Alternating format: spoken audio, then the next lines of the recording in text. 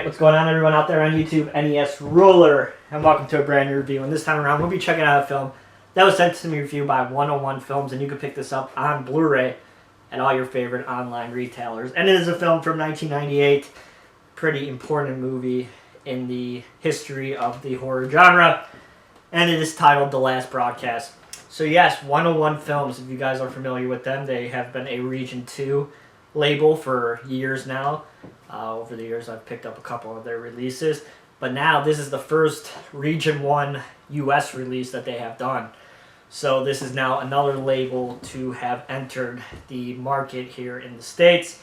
101 Films, they release some good stuff, so this is a very interesting film for them to release their first release, because I remember when they announced it in Region 2, I was like, oh, I want to grab that because it's a movie that I've always wanted to watch, but I've never had the chance to. I know its history and its importance of the found footage genre and what it did in the late 1990s, a year before The Blair Witch came out.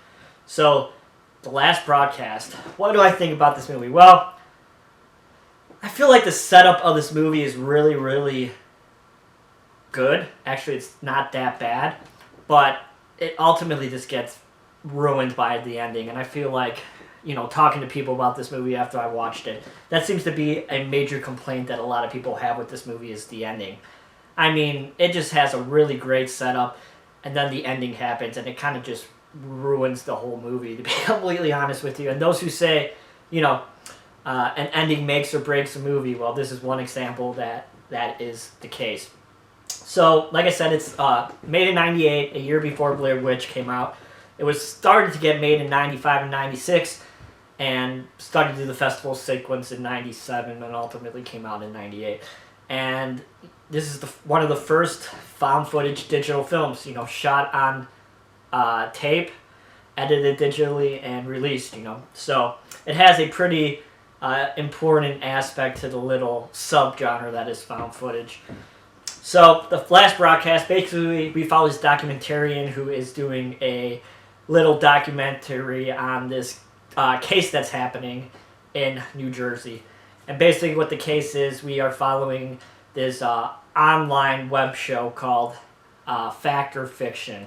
And basically it's like a variety show. They you know, this is early day of the internet, so, you know, it's pretty revolutionary for that terms that these guys are trying to do like a variety show, which is what you'll see now on YouTube and Twitch and things like that.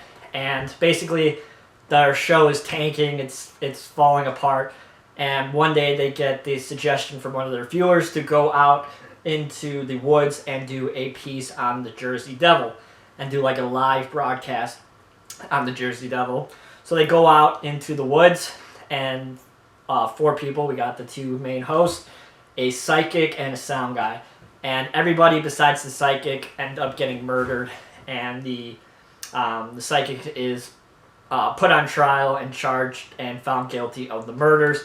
And basically the documentarian, who's kind of like our narrator of this movie, is trying to prove that this psychic had nothing to do with it.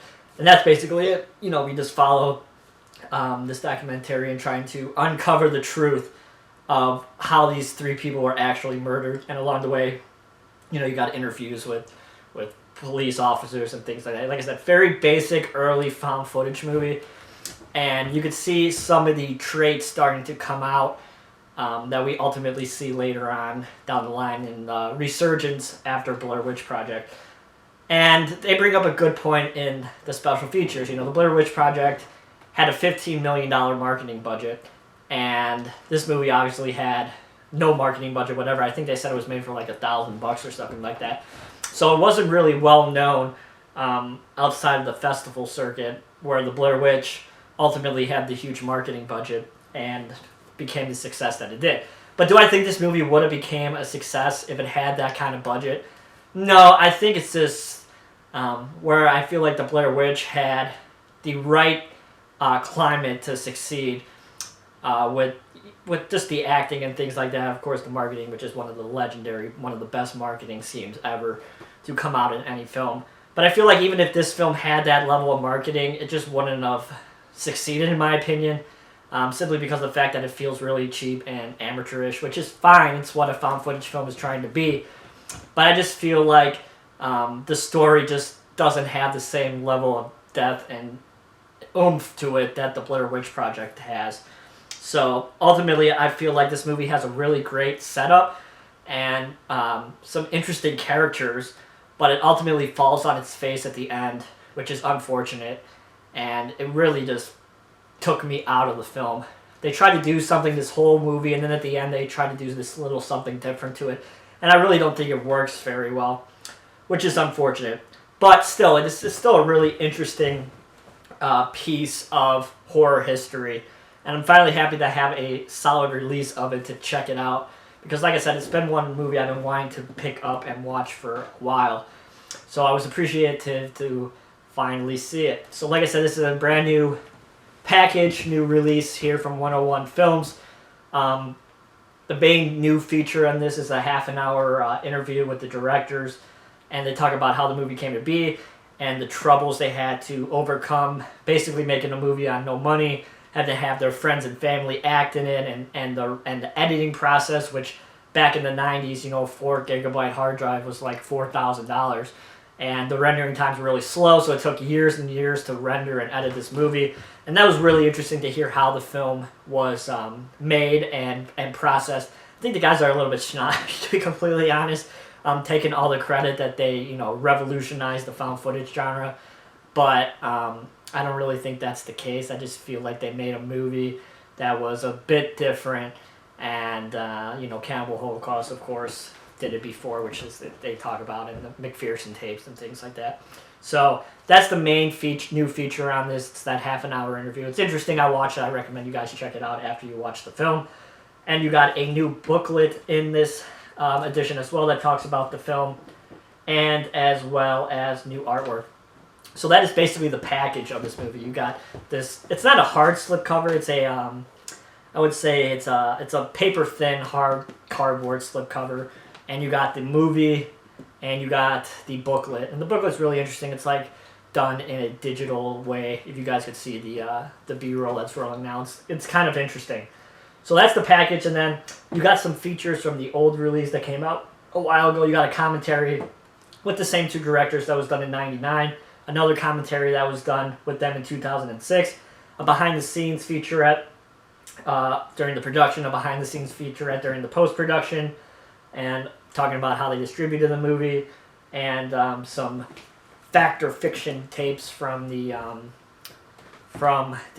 show. It's just stuff that they had left over from the film, and some other things that contribute to the story of the film that's fiction, obviously.